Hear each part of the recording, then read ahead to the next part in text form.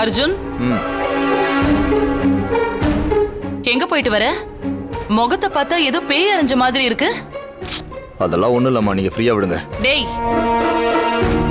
உன்னை பத்தி எனக்கு தெரியாது நீ எப்போ எப்படி இருப்பன்னு. இவ்ளோ நேரமாச்சே, ஆளை காணோன்னு ஒன்னதான் எதிர்பார்த்துட்டு இருந்தேன். ஆனா நீ என்னடானா எதையோ பறி கொடுத்த மாதிரி முகத்தை இப்படி வச்சிட்டு இருக்க. என்ன ஆச்சுடா உனக்கு? ஏன் இப்படி பதட்டமாவே இருக்க? என்னம்மா பண்றது, இந்த அசோக் இருக்கான்ல, அவனால இந்த மொத்த குடும்பத்தோட மானமும் சந்தி சிரிக்க போகுது.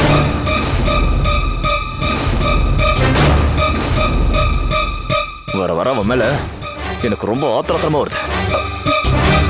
நீ சொல்றது சரிதான் அர்ஜுன். கொஞ்ச நாளாவே அவன் போக்கே சரியில்லை.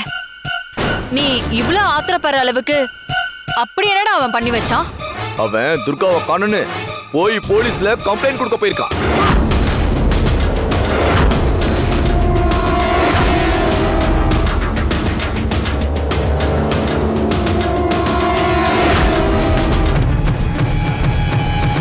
அவனுக்கு எடுத்து சொல்லி நீங்க புரிய வச்சு வீட்டுக்கு கையோட கூட்டிட்டு வந்திருக்கலாம்ல. நான் எவ்வளவோ படிச்சு சொன்னேன்.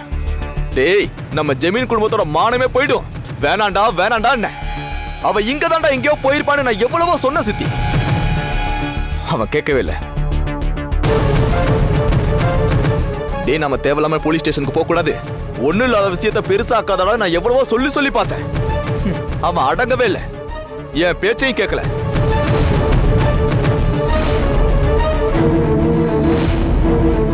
இதுவே ஒரு சின்ன குழந்தையா இருந்தா சொன்ன பேச்ச கேட்கணும் ஒரு அடி போட்டு திருத்தலாம்.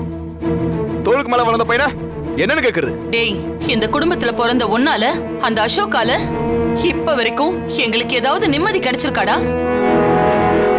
இப்படி இந்த குடும்பம் ஒண்ணு இல்லாம போறதுக்கு காரணமான அந்த துர்கா இனிமே கிடைக்கவே கூடாது, திரும்ப வரவும் கூடாது. இனி யார் தலைகீழா நின்னாலும் அந்த துர்கா நம்ம வீட்டு பக்கம் வரவே முடியாது. இந்நேரம் அவளை எந்த நாட்டுக்கு எந்த கண்டெய்னர்ல கொண்டு போயிட்டு இருப்பாங்களோ.